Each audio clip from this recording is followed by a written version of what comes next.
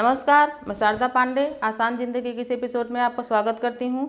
आज मैं आपको बताऊंगी बालों का देखभाल कैसे करें। जिनका बाल पतला है या जिनका बाल गिर रहा है, इन सब चीज़ों से बचने के लिए क्या करना चाहिए मैं आपको बताऊंगी। सबसे पहले आप शैम्पू कम से कम लगाएं, यानी कि जो आप शैम्पू हर महीने या 2-4 महीने में बदल देते हैं, जो भी नया विज्ञापन आता है शैम्पू का, उसको आप लेकर आजमाने लगते हैं कि ये लगाने से बाल घना होगा या नहीं टूटेगा या कुछ भी, तो इन आदतों से आप बचें। कोई एक शैम्पू आप लगाएं। जैसा कि हम लोग हमेशा बचपन से आज तक साबुन से ही बाल धोते हैं, कभी कभार शैम्पू लगा लेते हैं। केश निखार साबुन एक है, एक सिकाकाई। ये बालों को काफ़ी लंबा करता है, घना करता है और काला करता है। हम इसको लगाते हैं, हमारे घर में सभी लगाते हैं।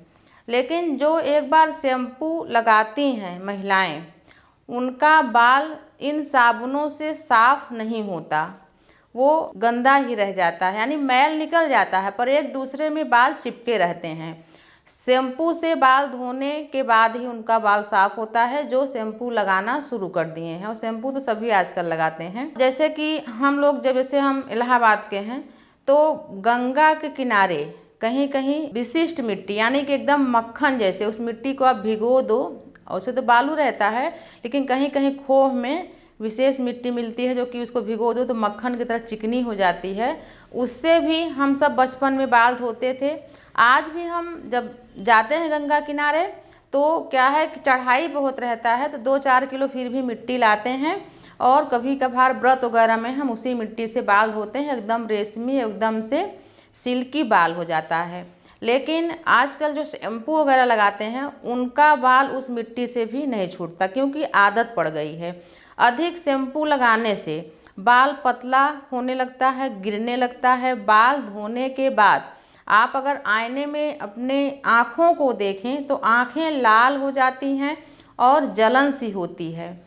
शैम्पू, तमाम शैम्पू ऐसे काफ़ी तेज़ होते हैं, उनको लगाने से ऐसा होता है। पर अगर हम साबुन से बाल धोते हैं तो ऐसा नहीं होता है। तो आप इन चीज़ों से बचें। जैसे कि आपका बाल, जैसे मैं बताई, सिकाकाई या केश निखार साबुन से नहीं छूटता, तो पहले आप इन साबुनों से बाल धो के मैल को निकाल लें, फिर हल्का सा शैम्पू भी लगा लें। शैम्पू रोज़ नहीं करना चाहिए, यानी हफ्ता में एक बार करें। जिनका बाल पतला है और झड़ता है, वो तेल ज़रूर लगाएं। वो भी तेल, जैसे कि हम लोग या हमारी जो सासू माँ हैं, वो घर के बना सरसों का तेल ही लगाती हैं। उनकी आँख की जो ज्योति है वो काफ़ी अच्छी है। बिना चश्मा के वो पेपर वगैरह पढ़ लेती हैं, चावल वगैरह बीन लेती हैं।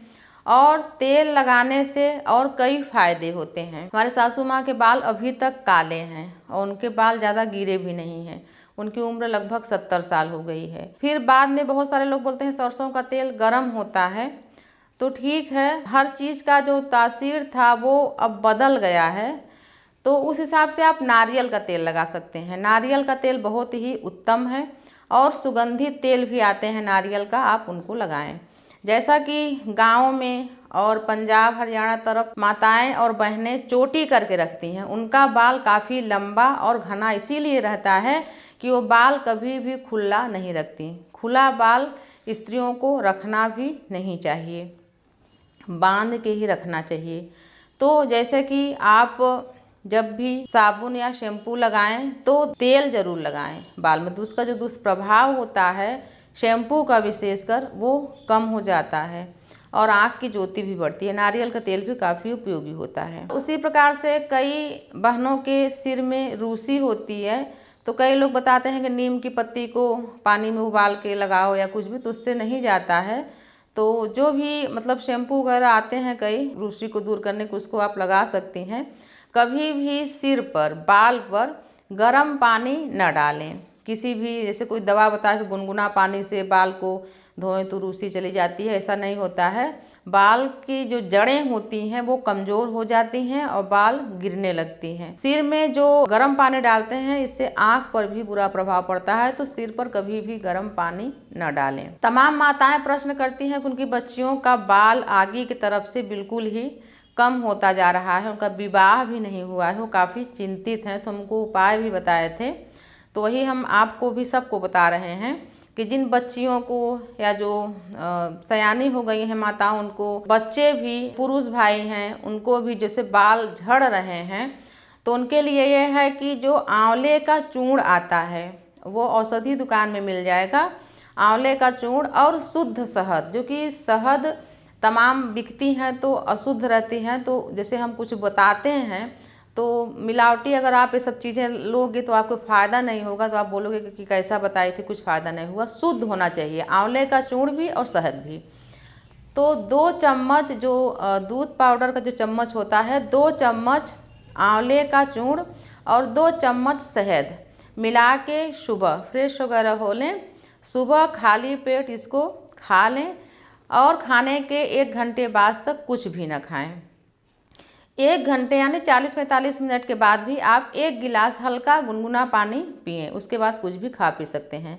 ऐसा आप कम से कम 6 महीने तक करें तो आपके जो बाल हैं वो घने, मुलायम और काले हो जाएंगे। लेकिन इसके साथ साथ आप शैम्पू का प्रयोग कम करें, 1 हफ्ता में 1 बार ही लगाएं।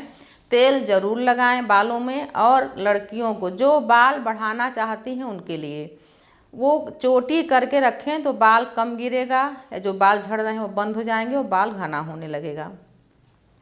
और तमाम माताएं बहनें बहुत सुंदर बाल उनके रहते हैं तो वो इसलिए कटवा देती हैं कि वो बोलती हैं कि हम बाल का देखभाल नहीं कर पाते, यानी कि हम उनको समय पर धो नहीं पाते, संभाल नहीं पाते, तो बाल को कटवा देती हैं।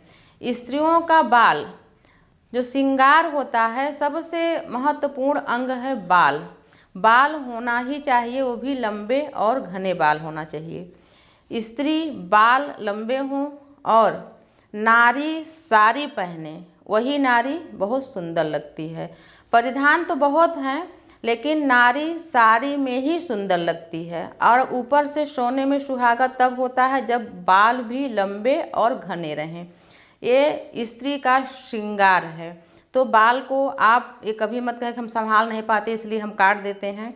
जिन माताओं के बहनों के बाल अच्छे हैं वो संभाल के रखें, समय निकालें, अपने सौंदर्य को निखारने के लिए बाल को ज़रूर सुरक्षित रखें। मैं भी जैसे आपको मैं बताई कि शिकाकाई और कोई एक साबुन, शिकाकाई या केश निखार, तो हम केश निखार यूज करते हैं। पहले हम केश निखार साबुन से बाल को धो लेते हैं, फिर क्योंकि आदत सी पड़ गई है अब थोड़ा बहुत हम भी शैम्पू लगा लेते हैं, लेकिन कभी कभार महीने में 1 आध बार शैम्पू कर लेते हैं। हम तेल ज़रूर लगाते हैं, हमारा बाल कभी भी खुला नहीं रहता है, बंधा रहता है। तो जैसे घर में किसी को रूसी है बाल में या और कोई फुंसी या कुछ भी है, तो मैं आप सबको यही बताना चाहती हूँ कि आप सब अपनी कंघी अलग अलग रखें।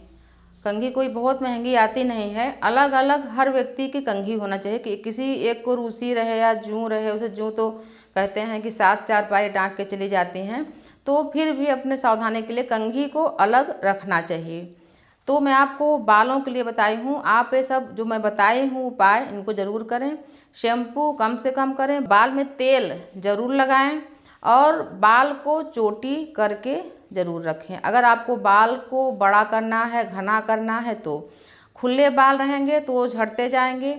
बाल अगर खुले रहते हैं तो वो यहाँ वहाँ कहीं खाने में, पानी में गिरते रहते हैं। हमारे बब्बा जब थे तो वो अगर कोई स्त्री बाल खोल के, यानी कि बाल तो खोलना बहुत दूर की बात है, सिर को ढक के अगर खाना नहीं बनाती थी तो वो खाना नहीं खाते थे। जो भी हम जितने भी एपिसोड वो धार्मिक हो या खाने का हो या कोई उपाय हम माताओं बहनों को बताते हैं तो हम खुद उस चीज़ को आजमाते हैं, उसके बाद ही आपको बताते हैं।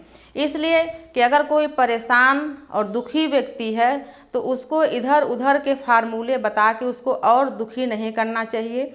जो अच्छे चीज़ हैं उन्हीं को बताना चाहिए। ऐसे कि हम खाना का 3 भाग निकालने के लिए बोले हैं, कुकुर, कौआ और गाय को, तो ये हम भी करते हैं, हमारे घर में सब करते हैं, और ये बहुत ही उपयोगी उपाय है। इससे पितर दोष भी कम होता है। तो जैसे हम आपको बाल के लिए बता रहे हैं वैसे ही हम आपको कई एपिसोड आगे और देने वाले हैं जो कि हम पहले आजमा चुके हैं लोगों के ऊपर, उसके बाद ही हम आपको देंगे। और बहुत ही हेल्थ के प्रति जो जानकारी हम आपको आगे देने वाले हैं वो आपको बहुत उपयोगी होगा और हमारा आजमाया हुआ होगा। आप हमारे ऊपर बिल्कुल ही विश्वास कर सकते हैं। इसी प्रकार की जानकारी मैं आगे भी आपको देती रहूँगी। आप देखते रहिए आसान जिंदगी। तब तक के लिए नमस्कार।